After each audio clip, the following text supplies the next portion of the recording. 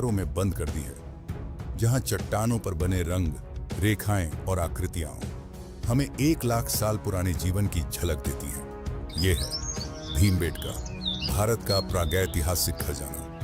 भोपाल से 45 किलोमीटर दूर विंध्य पर्वतमाला की तलहटी में फैले इन 754 शैलाश्रयों में इंसान ने अपनी सभ्यता का आरंभिक अध्याय लिखा। यहाँ पाषाण युग, ताम्र युग, कांस्य युग और यहाँ तक कि ऐतिहासिक काल के भी निशान मिलते हैं। एक ही जगह पर हजारों साल की निरंतर बस्ती का प्रमाण। 1957 की एक ट्रेन यात्रा में पुरातत्ववेत्ता डॉक्टर वी.एस. वाकंकर ने इन अजीबोगरीब चट्टानों को देखा। रुककर जब उन्होंने जांच की तो सामने आई इंसान के आरंभिक जीवन की तस्वीर।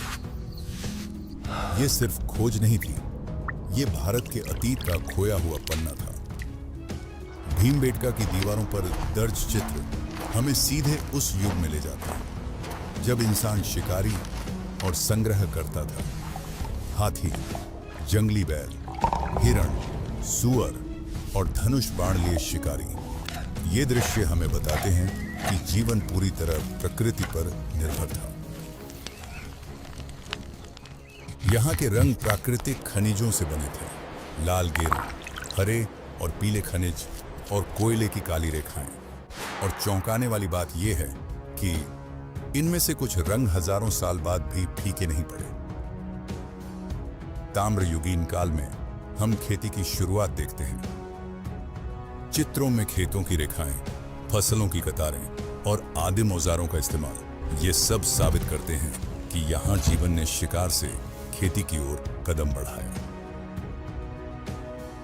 कांस्य युग में बने चित्रों में घोड़े पर सवार योद्धा ढाल और तलवार लिए पुरुष नजर आते हैं। ये संकेत देते हैं कि यहाँ सामाजिक संगठन और शक्ति संघर्ष की परंपरा थी। कई चित्र ऐसे हैं जिनमें लोग सामूहिक नृत्य कर रहे हैं, वाद्य यंत्र बजा रहे हैं, धार्मिक अनुष्ठान कर रहे हैं।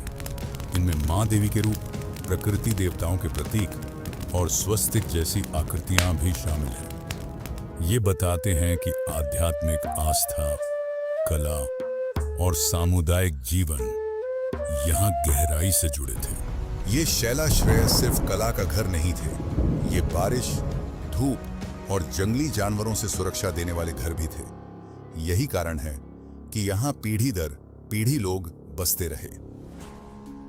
स्थानीय मान्यता के अनुसार महाभारत के भीम ने यहाँ विश्राम किया था। भीमबेटका नाम का अर्थ ही है भीम की बैठक। दुनिया में और भी प्रागैतिहासिक कला स्थल हैं, जैसे फ्रांस का लस्को, स्पेन का अल्टामिरा। लेकिन भीमबेटका इनसे अलग है, क्योंकि यहाँ एक ही जगह पर पाषाण युग से लेकर मध्य युग तक की निरंतर कहानी दर्ज है। आज भी पुरातत्वविद यहाँ शोध कर रहे हैं।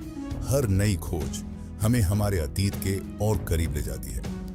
2016 में यहाँ एक रहस्यमयी प्राणी का चित्र मिला जो हाथी, सूअर और बैल के गुणों से बना था। ये साबित करता है कि प्राचीन कलाकारों की कल्पना कितनी उन्नत थी। भीमबेटका इतिहास, पुरातत्व और कला के छात्रों के लिए एक जीवित प्रयोगशाला है।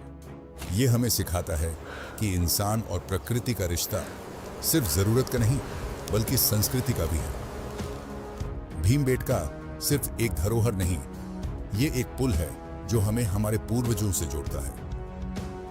हर चित्र, हर रेखा एक संदेश है कि हमारी कहानी पत्थरों पर भी लिखी गई है और ये कभी मिटने वाली नहीं। अगर आपको भारत के इतिहास की ये यात्रा पसंद आई तो अगले एपिसोड में हम आपको ले चलेंगे उन गुफाओं में जहां दीवारें सिर्फ चित्र नहीं